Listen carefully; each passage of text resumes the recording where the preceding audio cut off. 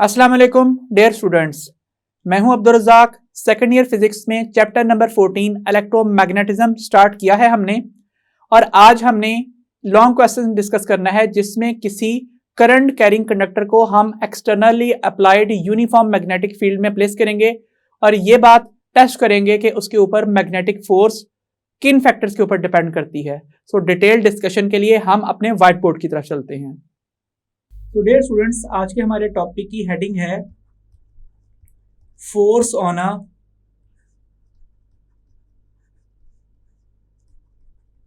Current carrying conductor in a uniform magnetic field. सबसे पहले हमने इस टॉपिक के लिए केस स्टडी लिखना है और डायग्राम ड्रॉ करनी है। डायग्राम में हम सबसे पहले a set of metallic rails को ड्रॉ कर लेते हैं।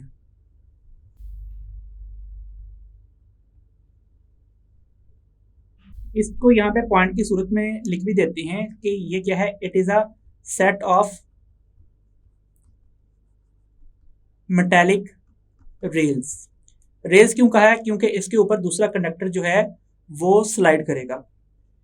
इन मेटालिक रेल्स के दरमियान में जो डिस्टेंस है वो डिस्टेंस L से रिप्रेजेंटेड है। ठीक है, सो इस बात को भी लिख देते हैं कि इन रेल्स के दरमियान में जो डिस्टेंस है, दिस डिस्टेंस इज L। ये मेटालिक रेल्स कनेक्टेड हैं किसी बैटरी के साथ इस तरह से कि इस बैटरी का वेरिएबल पोटेंशियल V है और ये बैटरी करंट I प्रोवाइड कर सकती है। सो इस पॉइंट को भी यहाँ पे लिख देते हैं कि एक बैटरी है जिसका वेरिएबल पोटेंशियल V है और वो करंट I प्रोवाइड कर सकती है, जिसकी वैल्यू तब्दील हो सकती है। इसके बाद हमने जो नेक्स्ट पॉइंट डिस्कस करना है वो पॉइंट क्या है? वो है एक्सटर्नल यूनिफॉर्म मैग्नेटिक फील्ड। इस मैग्नेटिक फील्ड की स्ट्रेंथ को हम B से रिप्रेजेंट करेंगे। ये टर्म आगे चल के हमने डिफाइन भी करनी है, और जो इसकी डायरेक्शन है वो डायरेक्शन क्या है? It is direction is out of the plane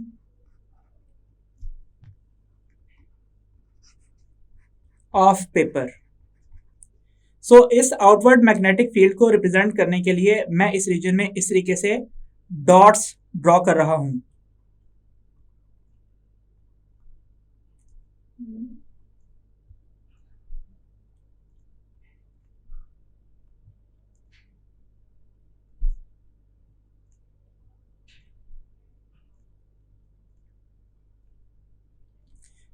यहाँ पे हम B के लिए सिंबल B लिख देते हैं, और इसके अलावा जो लेंथ है उसको भी अगर हमने वेक्टर के तौर पे रिप्रेजेंट करना हो तो उसकी डायरेक्शन ये एरोहेड से रिप्रेजेंटेड होगी। और ये डायरेक्शन हमने लेंथ की अपवर्ड क्यों ली है? उसकी वजह है, नेक्स्ट स्टेप में हम क्या करने जा रहे हैं, हम एक मेटालिक रॉड को प्लेस करने जा रहे हैं। कहाँ पे? इन मेटालिक रेल्स के ऊपर। और ये जो मेटालिक रॉड है ये प्रीफरेबली कॉपर की बनी हुई होगी। इस मेटालिक रॉड को हम इस तरह से रिप्रेजेंट कर देते हैं,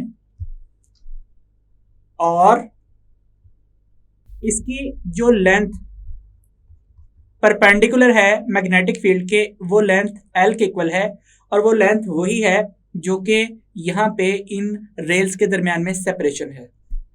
नेक्स्ट हमने ये बात बतानी है कि जैसे ही हम मेटालिक रॉड प्लेस करेंगे, इसमें से एक कन्वेंशनल करंट फ्लो करेगा। उस कन्वेंशनल करंट का मैग्नीट्यूड I होगा, और इस करंट की जो डायरेक्शन है वो यहाँ पे इस एरो हेड से रिप्रेजेंटेड होगी।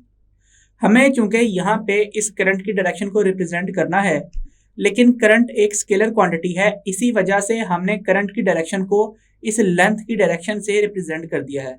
सो करंट की डायरेक्शन रिप्रेजेंट किससे होगी? लेंथ वेक्टर की डायरेक्शन के साथ। अब हम जैसे ही इस रॉड को यहाँ पे प्लेस करते हैं और इसमें से करंट फ्लो करना स्टार्ट करता है, तो हमें ये बात पता चलती है कि ये रॉड एक मैग्नेटिक फोर्स एक्सपीरियंस करना स्टार्ट कर देती है, जिसका मैग्नीट्यूड एफ बी है और उसकी डायरेक्शन टुवर्ड्स आवर राइट होती है। सो इसलिए इस ग्रीन कलर की लाइन से मैग्नेटिक फोर्स को रिप्रेजेंट किया जा रहा है। नेक्स्ट हमने यहाँ पे जो डिस्कस करने हैं वो हैं एक्सपेरिमेंटल रिजल्ट्स।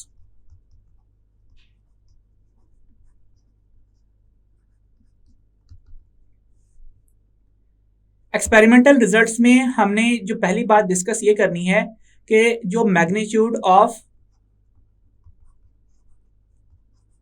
मैग्नेटिक फोर्स है ये इंक्रीज करता है with increment in conventional current.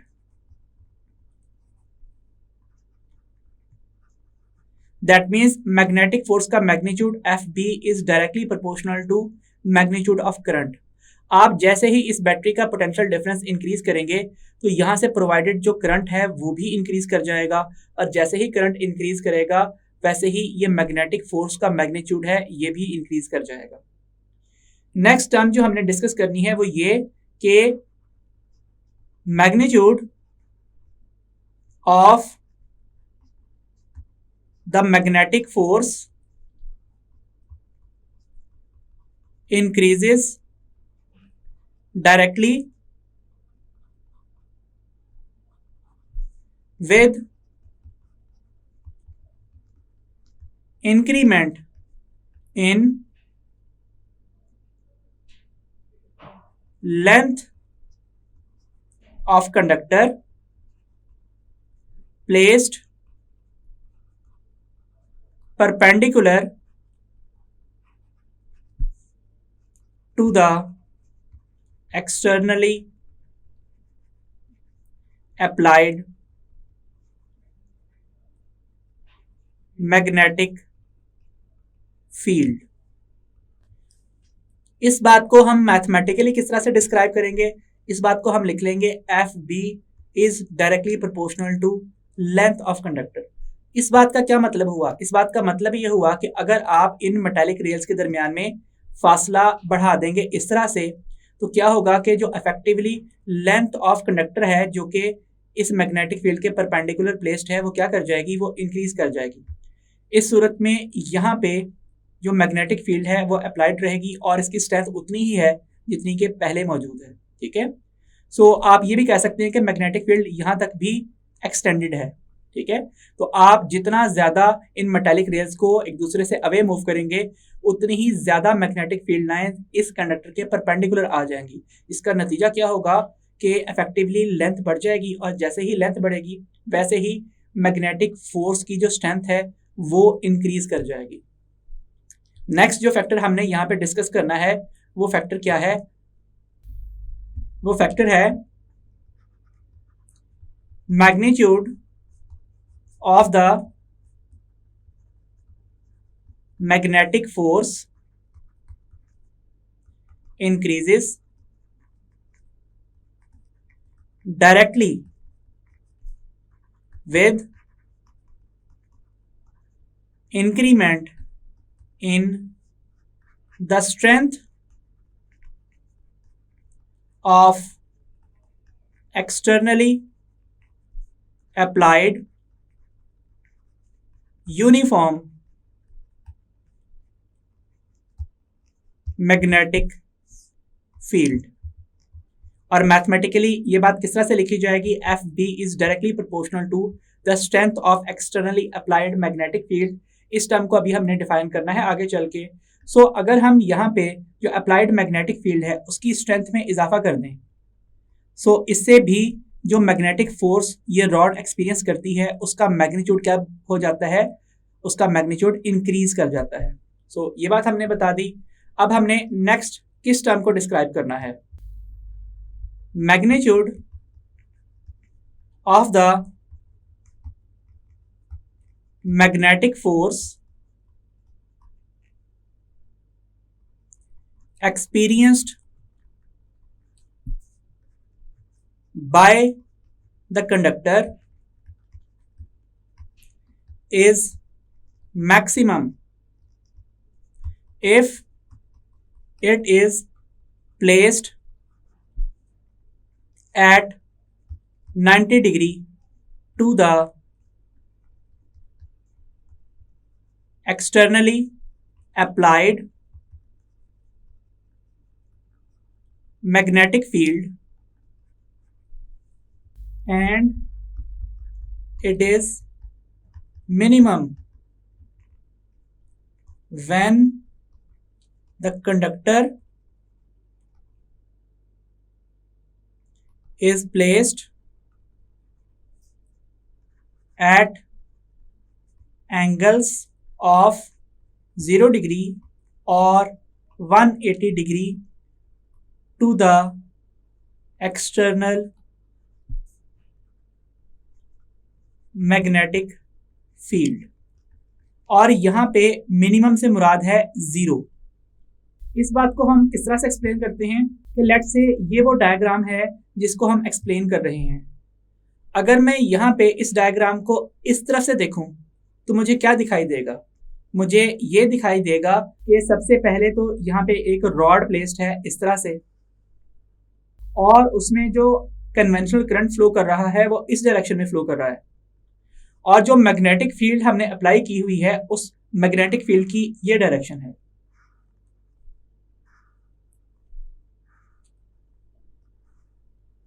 That means हमने जो इस कंडक्टर की लेंथ एज्यूम की है करंट की डायरेक्शन में, ये वो लेंथ है, और मैग्नेटिक फील्ड के साथ ये लेंथ क्या एंगल बना रही है? ये मैग्नेटिक फील्ड के साथ लेंथ 90 डिग्री का एंगल बना रही है।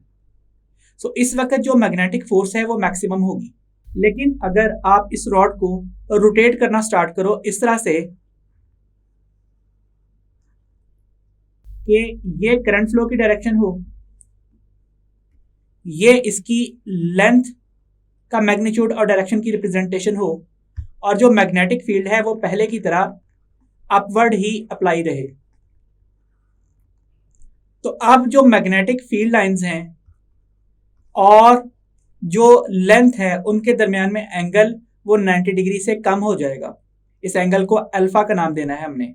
और फाइनली जब मैं इस कंडक्टर को इस तरह प्लेस कर लूंगा कि इसमें इस तरफ करंट आई फ्लो कर रहा हो और लेंथ इस तरफ रिप्रेजेंटेड हो, और जो मैग्नेटिक फील्ड है उसकी भी सेम यही डायरेक्शन हो,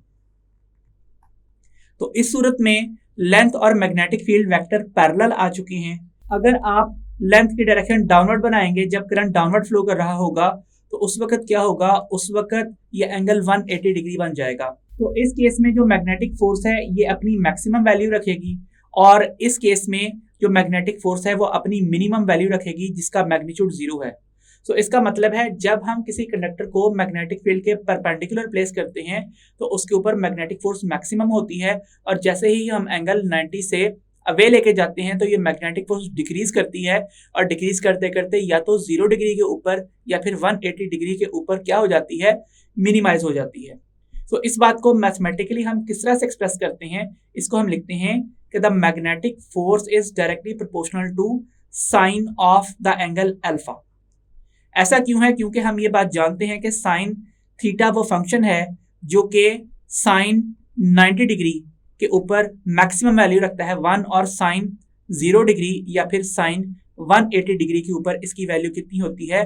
वो 0 होती है। सो साइन थीटा ही एक ऐसा फंक्शन है जो कि 90 डिग्री के ऊपर किसी फैक्टर को मैक्सिमाइज कर सकता है और 0 और 180 डिग्री के ऊपर इसको मिनिमाइज कर सकता है। सो ये हमने यहाँ पे डिस्कशन की। अब हम जरा इन तमाम फैक्टर्स को कंबाइन कर लेते हैं। सो नेक्स्ट हम क्या हेडिंग देंगे? Combining all the proportionalities. हम तमाम प्रोपोर्शनैलिटीज को कंबाइन कर रहे हैं। इक्वेशन बनेगी F B is directly proportional to I L B sine alpha. अब यहां पे हमने कांस्टेंट ऑफ प्रोपोर्शनैलिटी इंट्रोड्यूस करना है. It is K I L B sine of alpha. This is our equation number 1. Here K is constant of proportionality. और तमाम constants की तरह से ये भी किस तरह से डिटरमिन किया जाता है. It is determined experimentally. और एक्सपेरिमेंटली ये किस तरह से डिटरमिन किया जाएगा कि लेट से हम यहां पे कोई स्प्रिंग बैलेंस अटैच करते हैं इसके साथ, और स्प्रिंग बैलेंस का ऑपोजिट एंड किसी फिक्स सपोर्ट के साथ लगा हुआ होगा, और स्प्रिंग बैलेंस के ऊपर आने वाली रीडिंग इस मैग्नेटिक फोर्स की होगी.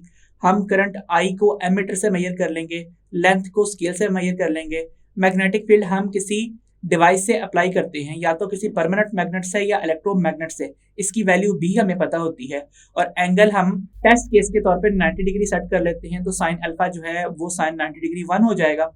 तो अगर हमने के के बारे में डिटेल्स फाइंड आउट करनी है तो ये इक्वेशन बन जाएगी K is equal to F B over I L B sine of alpha. अगर हम अल्फा को 90 डिग्री सेट करते हैं तो साइन अल्फा किसके इक्वल हो जाता है, वो 1 के इक्वल हो जाता है. और इक्वेशन बन जाती है K is equal to F B over I L B.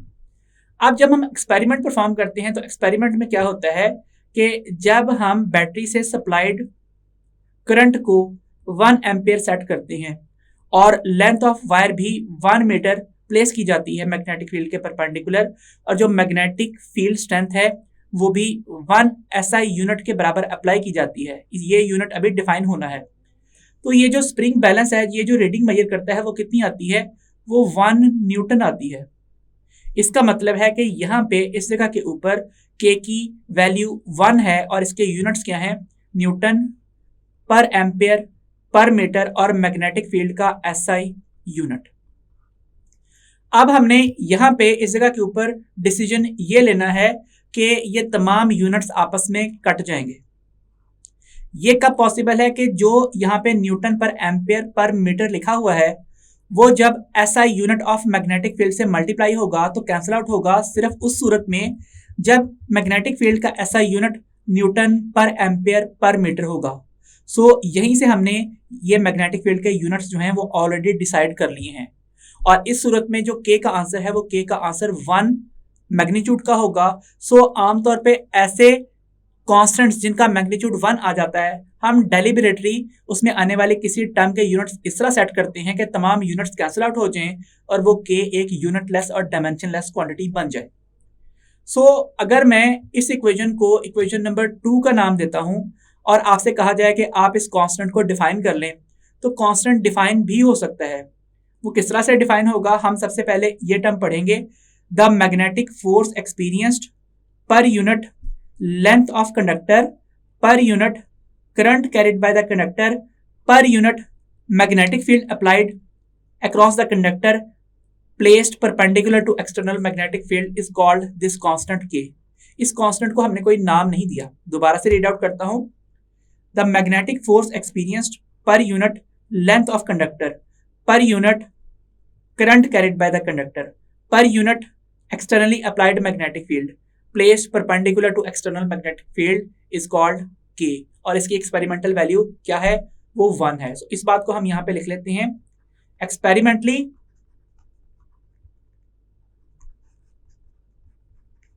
K is equal to 1.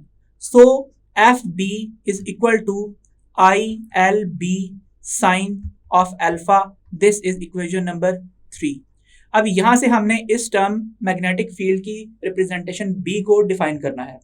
सो इस बी को हम किस तरह से डिफाइन करेंगे, हम यहां पे रीअरेंजमेंट्स करेंगे. So rearranging above equation we get क्या बनेगा, ये बनेगा F B over I L sine alpha is equal to B, और b is equal to F B over I L sine alpha. This is our equation number 4.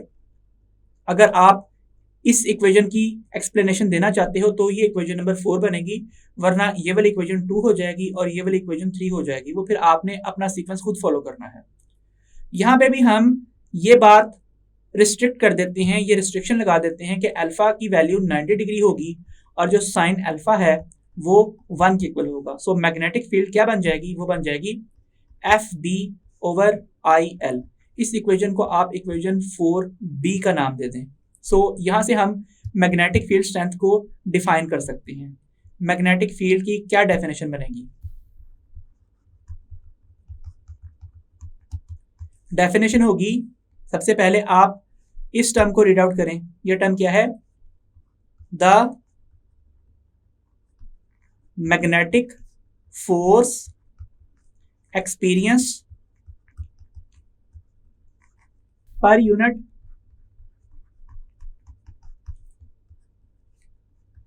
Length of the conductor, फिर इसकी बात कर लेते हैं, placed perpendicular to the external magnetic field, फिर per unit current carried bye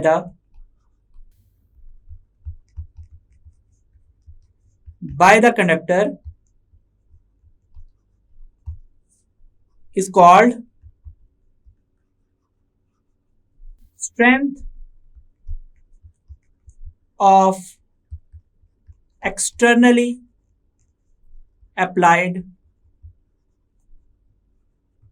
magnetic field। सो ये हमने definition कर ली है, इसको मैं फिर से रीड आउट कर लेता हूं। The magnitude of magnetic force per unit length of the conductor placed perpendicular to external magnetic field per unit current carried by the external magnetic field is called the strength of externally applied magnetic field. तो इस तरीके से हमने इसको define कर लिया है। अब हम बात करते हैं इसके एसआई यूनिट की। एसआई यूनिट क्या है? इसका ऐसा unit Serbian American engineer Nikola Tesla के नाम के ऊपर है और इसका ऐसा यूनिट है टेस्ला, जिसका सिंबल टी लिखा जाता है। अगर आपसे कहा जाए कि आप टेस्ला टी को डिफाइन कर लें तो इसकी डेफिनेशन किस तरह से करनी है? आप सबसे पहले तो इक्वेशन लिखेंगे मैग्नेटिक फील्ड की, B = F/IL, और वो कंडीशन लिखी है कि यहाँ पे अल्फा 90 डिग्री है और साइन अल्फा रिजल्टेंटली 1 के इक्वल है। और इसके अलावा अब B की जगह पे टेस्ला लिख दीजिए, फोर्स की जगह पे न्यूटन लिख दीजिए, करंट एम्पेयर्स में रिप्रेजेंट होगा और लेंथ होगी मीटर्स में, और सबके साथ 1 1 1 1 इंट्रोड्यूस कर दीजिए। अब आपने इन दोनों इक्वेशंस को कंबाइंड फॉर्म में राइट डाउन करना है, इससे टेस्ला की डेफिनेशन बन जाएगी। तो डेफिनेशन क्या होगी? If 1 Newton of magnetic force is experienced by a conductor। अब ये टर्म पढ़िए, ऑफ लेंथ 1 मीटर। अब ये टर्म एक्सप्रेस कीजिए, प्लेस्ड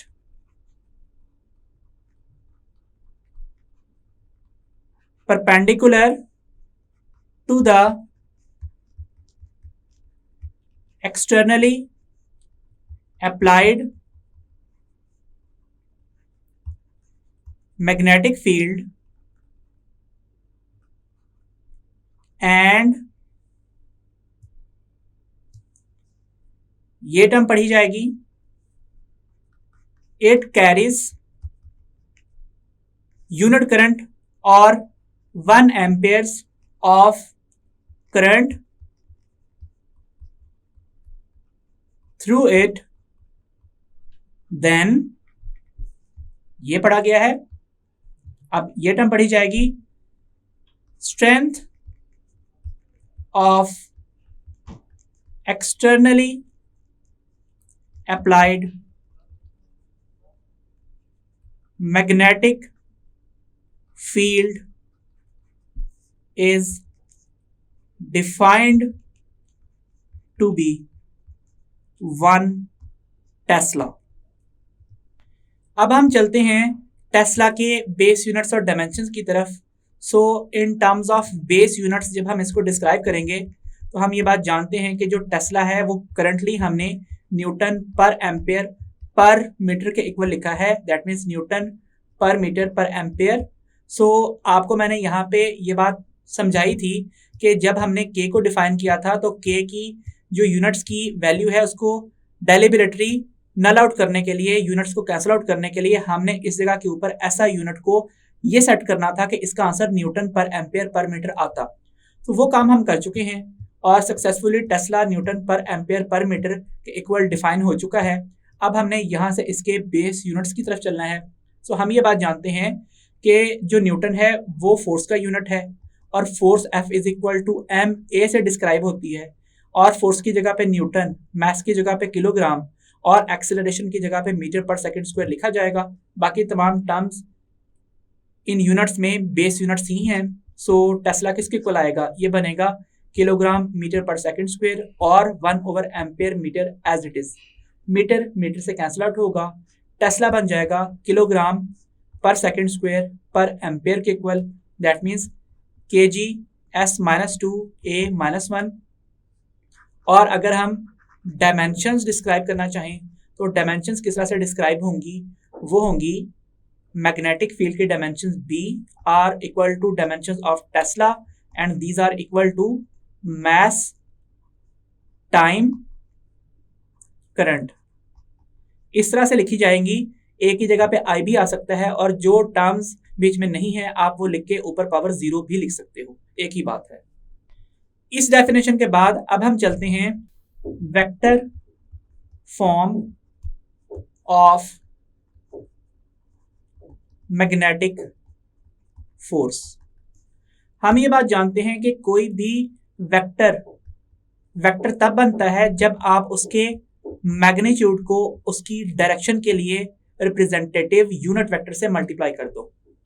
सो हम ये बात जानते हैं कि जो एफ बी का मैग्नीट्यूड है वो किसके इक्वल है, वो तो आई एल बी के इक्वल है और साथ है साइन अल्फा। इसलिए एफ बी वेक्टर क्या बन जाएगा, वो बन जाएगा I L B sine alpha into F B unit vector.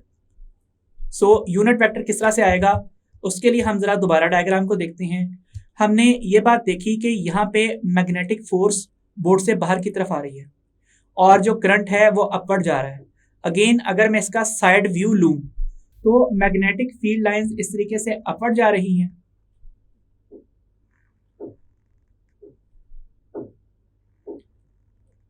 और जो कंडक्टर है उसकी लेंथ हमें इस तरह से दिखाई देगी। इसमें करंट की डायरेक्शन ये वाली है और जो हमने लेंथ को रिप्रेजेंट किया है वो लेंथ इस तरह से रिप्रेजेंट की गई है। सो ये है लेंथ और ये है मैग्नेटिक फील्ड। अब जब हम इन दोनों टर्म्स को मल्टीप्लाई करते हैं लेंथ और मैग्नेटिक फील्ड को, तो हम देखते हैं कि यहाँ पे एक एरिया बन रहा है इस तरह से, जैसे कि किसी पेज का एरिया होता है, ठीक है। सो यहाँ पे ये एरिया अपेयर हो रहा है और जो मैग्नेटिक फोर्स है वो इस डायग्राम में चूंकि टुवर्ड्स राइट है और हम फिलहाल राइट से ही इसको देख रहे हैं, तो हमें क्या फील होगा कि ये जो मैग्नेटिक फोर्स है ये मैग्नेटिक फोर्स हमारी तरफ है। मैग्नेटिक फोर्स किस तरफ है, ये out of the plane of the board या प्लेन ऑफ द पेपर आ रही है और ये हमारी तरफ है। अगर हम इसको थोड़ा सा टिल्टेड व्यू दें तो हमें ये बात पता चलेगी कि ये जो एरिया ग्रीन कलर से मैंने बनाया है ये इस तरह से पड़ा हुआ है और इसमें एक तरफ क्या रिप्रेजेंटेड है, एक तरफ रिप्रेजेंटेड है मैग्नेटिक फील्ड और एक तरफ रिप्रेजेंटेड है लेंथ ऑफ द कंडक्टर और जो मैग्नेटिक फोर्स है वो यहाँ पे इस डायरेक्शन में है। आप अगर इस मैग्नेटिक फोर्स का मैग्नीट्यूड एफ बी से डिफाइन कर लें और इस डायरेक्शन में जो यूनिट वेक्टर है उसको एफ बी यूनिट वेक्टर लिखें, तो हम ये बात फर्स्ट ईयर में पढ़ चुकी हैं कि किसी भी एरिया के परपेंडिकुलर जो यूनिट वेक्टर बनता है उसे हम क्या कहते हैं, उसे हम कहते हैं नॉर्मल यूनिट वेक्टर। इसलिए इस एफ बी की जगह पे हम नॉर्मल या फिर परपेंडिकुलर यूनिट वेक्टर प्लेस कर लेंगे। What is a normal unit vector? A unit vector that describes the direction of an area and this normal is perpendicular to the plane of the area. So ये चूंकि plane of the area बन रहा है और जो normal unit vector है वो upper direction में है, इसलिए ये प्लेन ऑफ द एरिया के क्या है, परपेंडिकुलर है। ठीक है, सो ये प्लेन ऑफ द एरिया के परपेंडिकुलर बन रहा है। सो ये जो हमारी इक्वेशन है क्या बन जाएगी, इस इक्वेशन को इक्वेशन 5 का नाम देते हैं और लिखते हैं so equation 5 becomes F B vector is equal to I L B sine of alpha into unit vector n. This is equation number 6. From the definition of vector या फिर क्रॉस प्रोडक्ट, we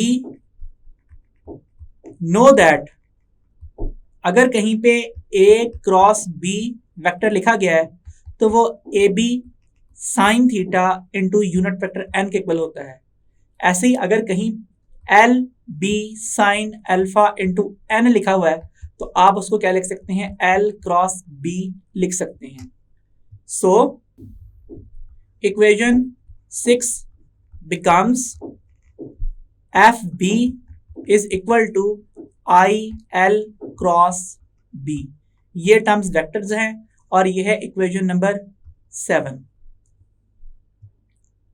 अब हम बात करते हैं N hat unit vector की। N hat unit vector describes the direction of magnetic force F B. It is found using 3 तरह से फाइंड आउट किया जा सकता है। पहला तरीकाकार क्या है? पहला तरीकाकार है right hand rule for vector product. इसकी बात कर लेते हैं।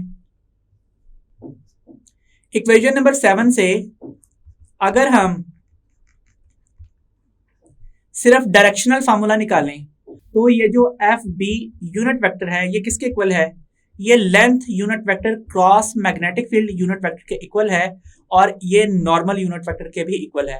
करंट एक स्केलर क्वांटिटी है, डायरेक्शनल डिटर्मिनेशन में इसका कोई काम नहीं है। सो अब हमने क्या करना है, अब हमने ये काम करना है, open fingers of your right hand in the direction of the first vector being cross multiplied। और हमारे केस में ये वेक्टर क्या है, it is length vector, and curl them towards second vector being cross multiplied, जो कि हमारे case में क्या है, it is magnetic field vector.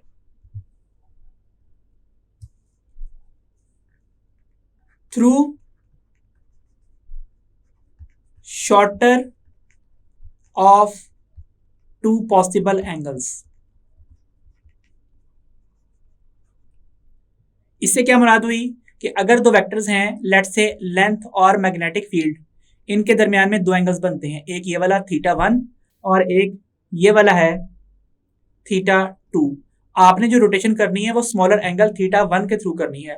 अपनी राइट हैंड की फिंगर्स को लेंथ से कल करके मैग्नेटिक फील्ड की तरफ लाना है। सो इससे क्या होगा, your stretched thumb will indicate the direction of the cross product, जो कि हमारे केस में क्या है, हमारे केस में है एफ बी। और जाहिर बात है वो I multiplied by L cross B के इक्वल है। सो हमने पहली डेफिनेशन एल क्रॉस बी की है, जो आंसर आया है उसको आई से मल्टीप्लाई किया है, तो हमें मैग्नेटिक फोर्स वेक्टोरियली मिली है। ठीक है। सो अगर मैं यहाँ पे ये बात कहता हूं कि जो हमारी डायग्राम है उस डायग्राम में ये है लेंथ और मैग्नेटिक फील्ड किस तरफ है, वो है बोर्ड से बाहर की तरफ। सो जब आप अपने राइट हैंड की फिंगर्स को पहले वेक्टर लेंथ की तरफ ओपन करोगे और उनको घुमा के दूसरे वेक्टर मैग्नेटिक फील्ड की तरफ लाओगे, तो जो थंब आपका पॉइंट आउट कर रहा होगा वो इस डायरेक्शन में पॉइंट आउट कर रहा होगा। सो ये पहला तरीका है। और जो दूसरा तरीका है वो क्या है, वो है राइट हैंड पाम रूल। अब हम डिस्क्राइब करने लगे हैं कि राइट हैंड पाम रूल क्या है।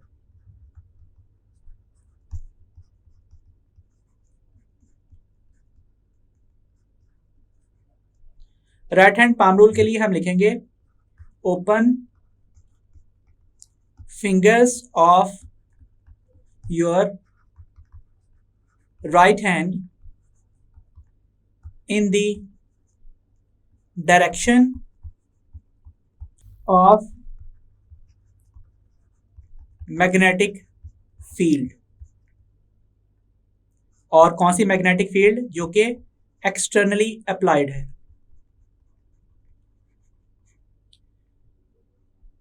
Stretch your thumb in the direction of conventional current flow, normal to the palm of your right hand indicates the direction of the magnetic force experienced by the conductor।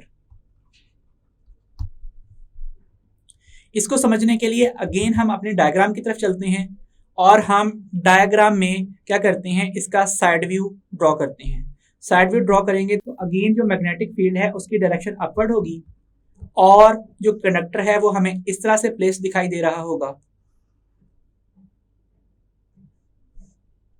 जिसमें ये length की direction होगी और यही direction conventional current flow की direction है। तो अब आपने क्या करना है, अब आपने अपने राइट हैंड को ओपन करना है मैग्नेटिक फील्ड के डायरेक्शन में इस तरह से कि लेट से ये आपके राइट हैंड की फिंगर्स हैं इस तरह से,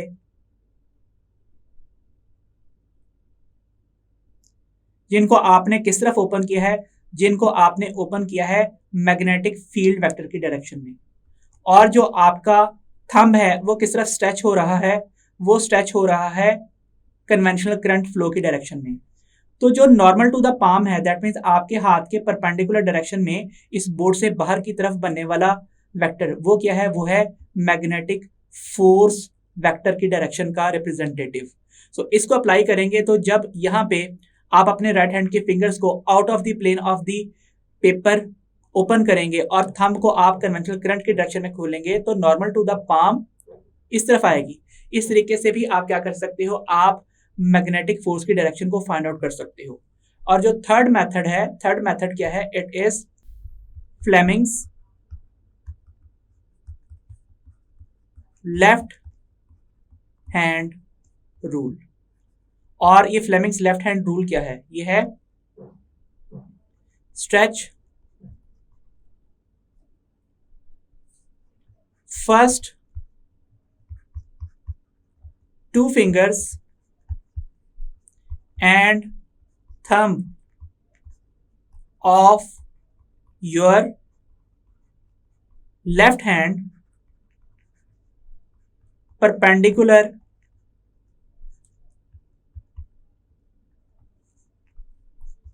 to each other.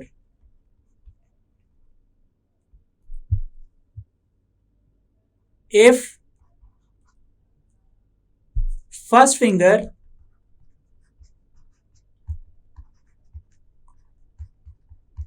points in the direction of externally applied magnetic field and second finger points in the direction of conventional current flow, then the thumb points in the direction of magnetic force experienced by the conductor. Again ये जो हमने diagram यहाँ पे draw की है, अगर हम इस डायग्राम में देखें, हम अपने लेफ्ट हैंड की फर्स्ट टू फिंगर्स और थंब को एक दूसरे के परपेंडिकुलर स्ट्रेच करते हैं. अगर फर्स्ट फिंगर मैग्नेटिक फील्ड की डायरेक्शन में हो और out of the plane of the paper या बोर्ड पॉइंट आउट कर रही हो, और जो सेकंड फिंगर है वो करंट फ्लो की डायरेक्शन में हो, तो जो थंब है वो इस डायरेक्शन में आएगा जो कि मैग्नेटिक फोर्स की डायरेक्शन को रिप्रेजेंट करेगा. सो इन तीनों में से कोई भी एक रूल यूज करके आप इस मैग्नेटिक फोर्स की डायरेक्शन को फाइंड आउट कर सकते हैं. अब हमने जो नेक्स्ट काम करना है, वो नेक्स्ट काम क्या है, वो है हमने एक्सप्लेन करना है reason for experiencing magnetic force by the conductor. That means हमने मैथमेटिकली तो ये बात डिस्कस कर ली कि ये जो कंडक्टर है ये मैग्नेटिक फोर्स एक्सपीरियंस करता है, लेकिन आखिर ये मैग्नेटिक फोर्स एक्सपीरियंस ही क्यों होती है. तो इसकी एक्सप्लेनेशन के लिए हम क्या करते हैं, हम ये कहते हैं कि लेट से जो हमने डायग्राम यहाँ पे ड्रॉ की थी, इस डायग्राम में हमने मैग्नेटिक फोर्स अप्लाई करने के लिए क्या किया हुआ था, एक मैग्नेट जिसका नॉर्थ पोल बोर्ड से अंदर की तरफ था और साउथ पोल बोर्ड से बाहर की तरफ था, वो यहाँ पे प्लेस किया हुआ था. इस तरह का मैग्नेट आमतौर पे एक यू शेप्ड मैग्नेट होता है, अगर तो ये परमानेंट मैग्नेट हो, वरना इलेक्ट्रोमैग्नेट भी हो सकता है. और इसका एक पोल जो है वो नॉर्थ पोल होता है, दूसरा पोल साउथ पोल होता है, और इसमें जो मैग्नेटिक फील्ड लाइंस की डायरेक्शन है वो ये वाली होती है. ये है नॉर्थ पोल जो हमें नजर आएगा और ये है साउथ पोल. इनके दरमियान में जो मैग्नेटिक फील्ड लाइंस की डायरेक्शन होगी वो होंगी नॉर्थ टू साउथ.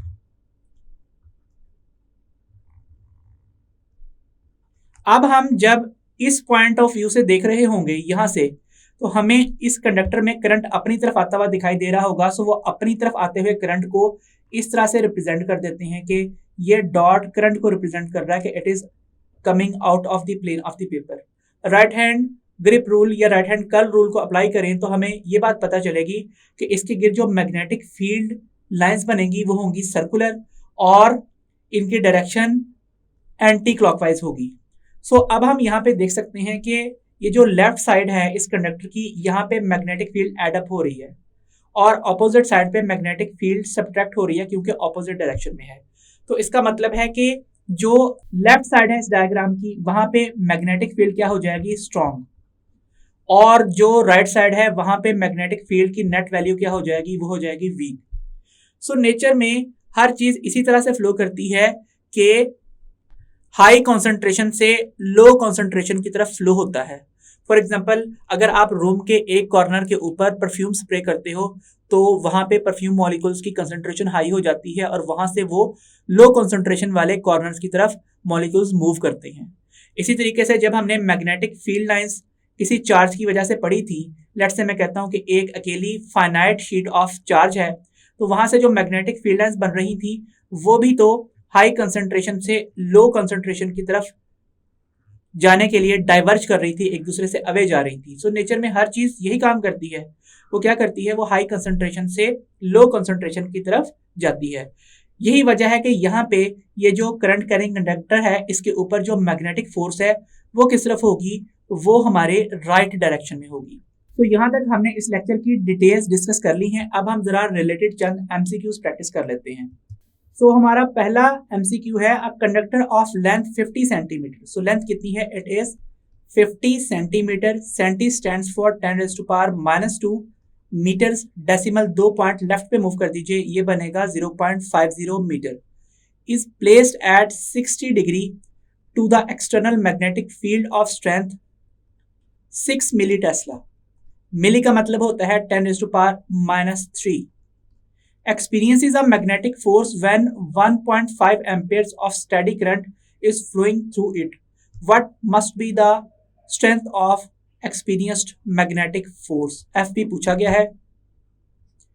FB का फार्मूला IL क्रॉस B होता है, जो कि further ILB sign alpha into unit vector n के इक्वल लिखा जाता है, और मैग्नीट्यूड ओनली में ये लिखा जाएगा ILB साइन ऑफ अल्फा के इक्वल। वैल्यू सब्सटीट्यूट कीजिए। आई की वैल्यू है 1.5 एम्पियर, लेंथ है 0.50 मीटर, मैग्नेटिक फील्ड की स्ट्रेंथ 6.0 इंटू 10⁻³ टेस्ला है, और जो साइन अल्फा है उसमें हमने साइन 60 डिग्री पुट करना है।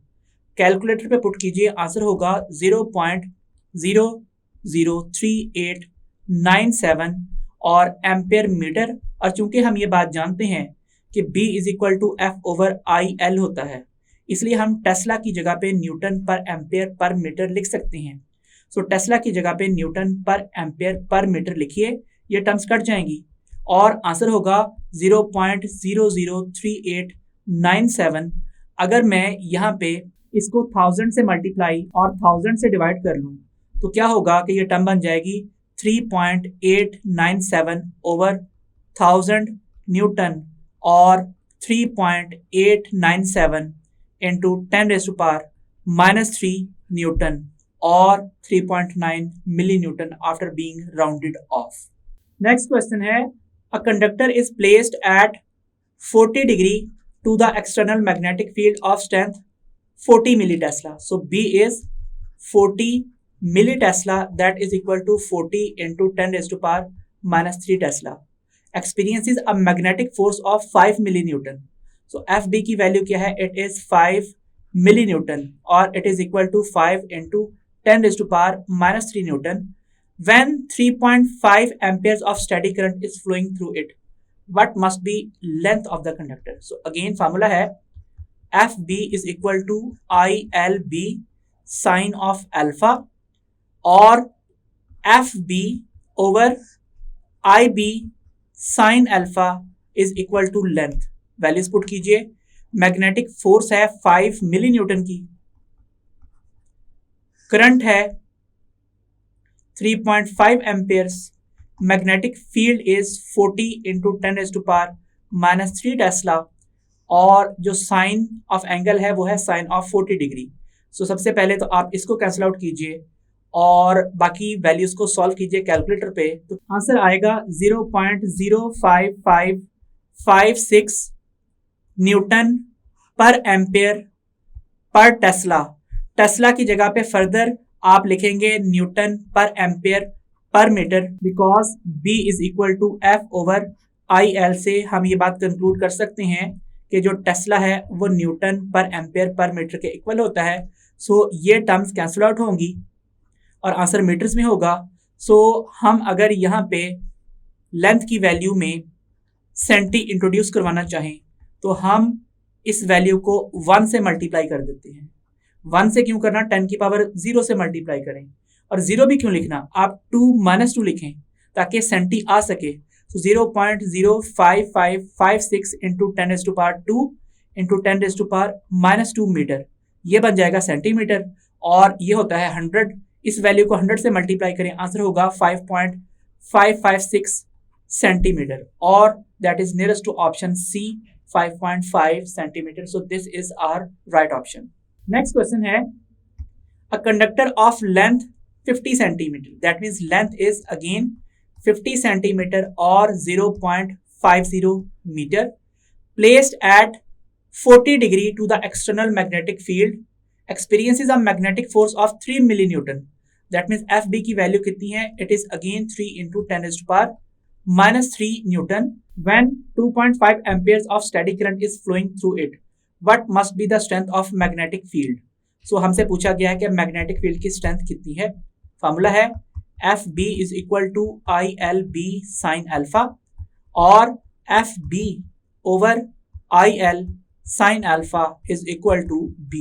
By substituting values we get 3 into 10⁻³ newtons over 2.5 amperes and 0.50 meter into sine of 40 degree. So calculator पे सॉल्व कीजिए, आंसर होगा 0.0037337 newton per ampere per metre. Again B is equal to FB over IL से हम ये बात जानते हैं कि tesla newton per ampere per metre के इक्वल होता है। सो ये टर्म टेस्ला के इक्वल होगी, और फर्दर हम क्या करेंगे, हम इस वैल्यू को 1000 से मल्टीप्लाई और डिवाइड कर देंगे।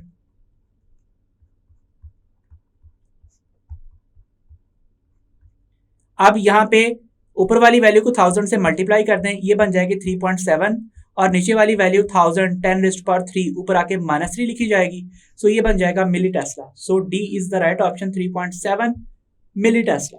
नेक्स्ट क्वेश्चन है, a conductor of length 90 centimetre, that means 90 into 10⁻² metre is placed at 70 degree to the external magnetic field of strength 70 micro Tesla.